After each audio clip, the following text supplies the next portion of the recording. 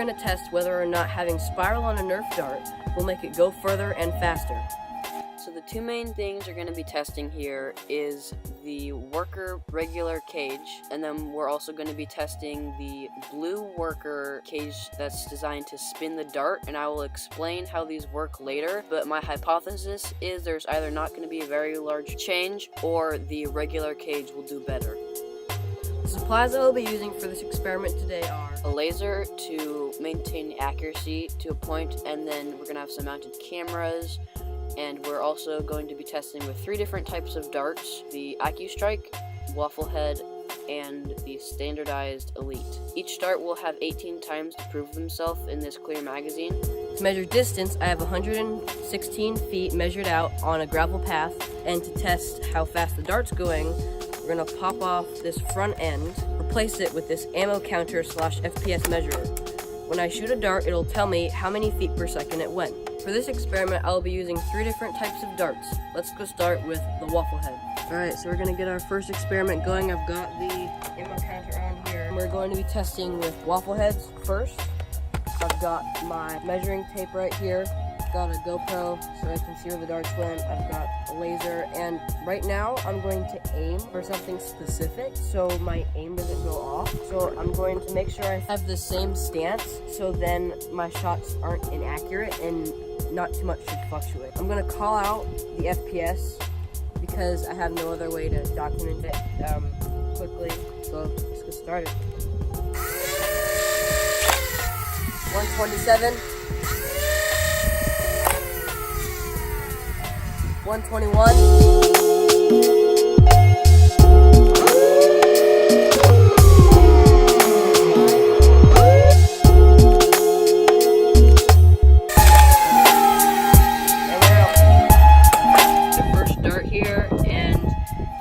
Right now at 42 feet, so that looks like 42 feet is the minimum, and it actually looks like a lot of them landed. So you've got one right here, one right here, one right here, one right here, one right here, one right here.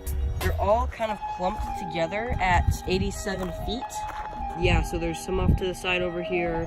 Most of them are just clumped right here. There's a couple back there. Let's go take some measurements. Okay, so the Waffle Heads did pretty good. Now I'm going to test with the Elite darts. These are white. They're usually blue. I just did white, so you could tell the difference. I'm not expecting as good performance out of these ones because it's harder to squish the front end and that can decrease range. But I believe the highest for the last one was 88, so we're gonna run these guys. All right, ready?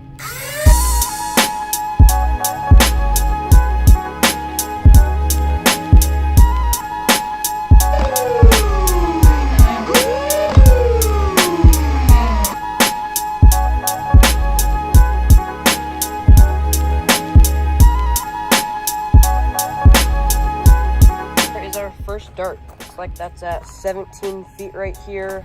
You'll notice a lot of them have a grouping, and then there's a separation to where the ones didn't spiral out. Elite darts are known for spinning a lot just due to the front ends of them, but right here you'll notice there's 20 feet where there's just no darts, and like a little less than half are on that side and then more on this side. Here's our last dart. Got my second measuring tape. Looks like it actually went 110 feet. Alright, now it's time to run this experiment one last time, and then we're going to swap out the Philo cage from the spiral to the regular. And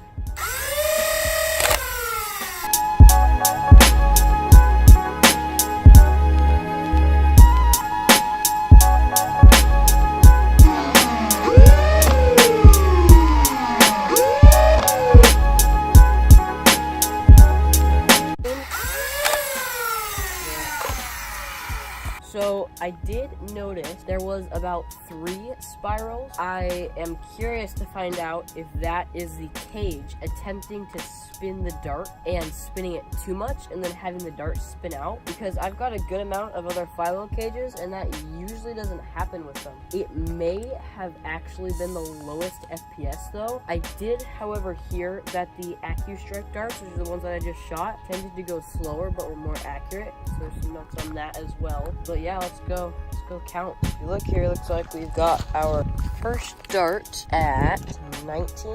Yeah, first dart is at 19 feet. Here again, we have another gap for like a little over 20 feet. And then we've got some more darts over here. They definitely did not go the furthest.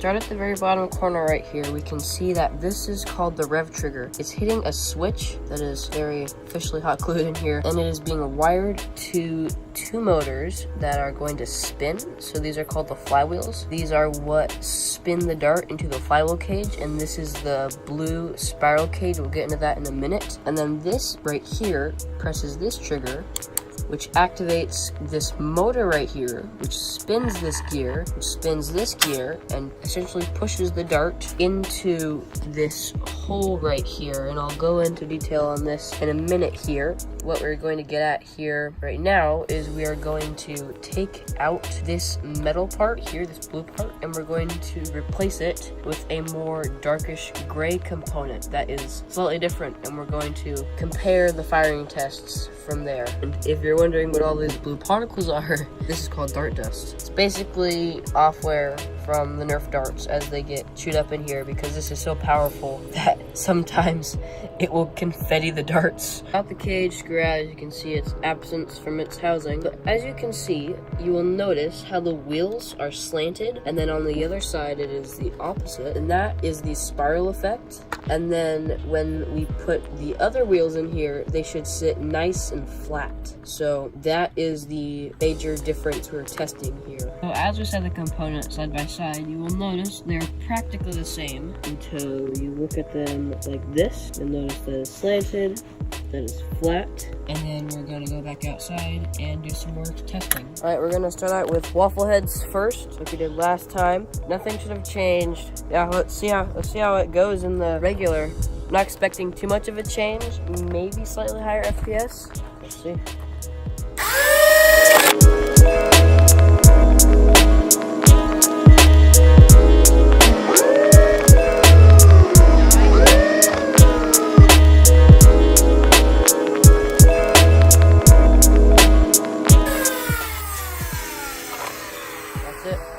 Okay, so one thing to note, the waffle heads weren't spiraling before, but I did not see any spirals this time either. I'm curious if it will spiral significantly less. Definitely tighter groupings this time. If we go over here, there's a ton in between 90 and 100. And it looks like our furthest one went all the way to 104. Alright, so I honestly cannot notice a big difference between this cage and the other one. I mean, if there is a difference, when I average all of the numbers, it definitely might not be big. I'd say at most 10 feet. I did notice a fluctuation in feet per second, so I'm just going to call that power or speed. That, I'll have to look at the numbers, but so far, I'm not noticing too big of a difference. Let's see how the extracts go.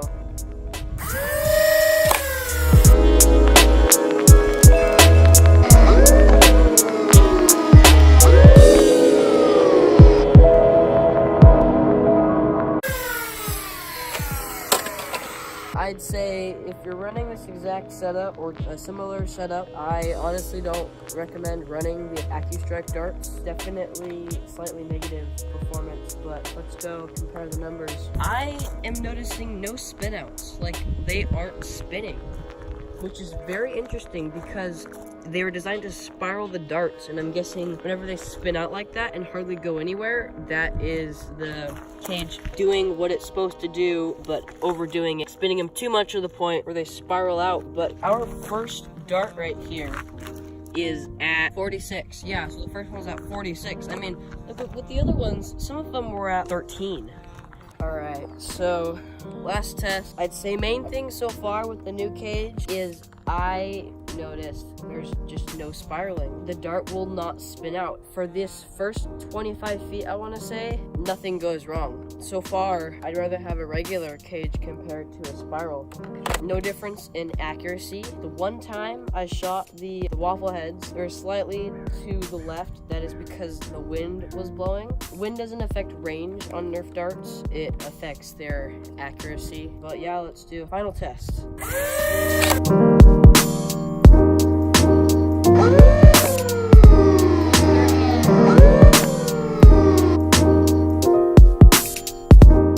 So before I show you guys the results, let's ask the question, why spin the Nerf dart at all? Like, why does it necessarily increase the accuracy or range?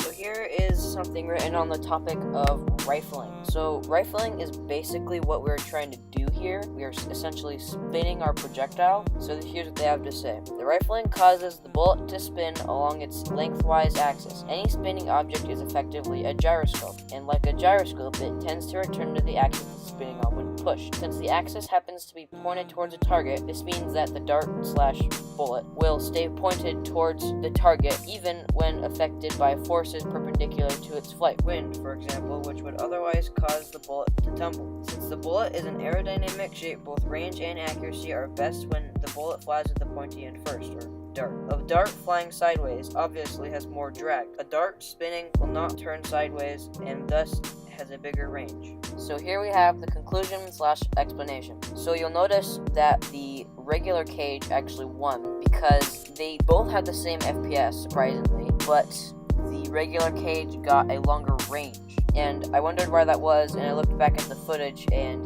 here's what I discovered. So think of a Nerf dart as a football. Now, when you throw football, it's got a nice spin to it. And players do that because you're basically rifling the football. It's what you do to get it to go further and faster. If you take a look at this next throw, you'll notice how it's got a little bit of a wobble to it. Compare that to this football as to how it's nice and straight. So here we have the Nerf dart. The front end is a lot more dense as opposed to the rest of the foam on the Nerf dart, and that's always where it will lean towards. So let's take a look at that bad throw again. It's spinning off its axis. So let's take a look at this footage. Notice how the Nerf dart almost appears to zigzag as it gets shot out. This is what all of our low numbers are coming from, and why the regular cage won, because the darts really aren't going anywhere. Same thing that is happening to the football is happening to the Nerf darts, and that's also why we're getting big jumps from like 30 to 59, which is ridiculous. It's almost doubling. And everything beneath 30 are the darts that spun out, and these are the numbers that are weighing down the blue spiral cage. Alright, so that's all I have for today, and as always, thanks for watching.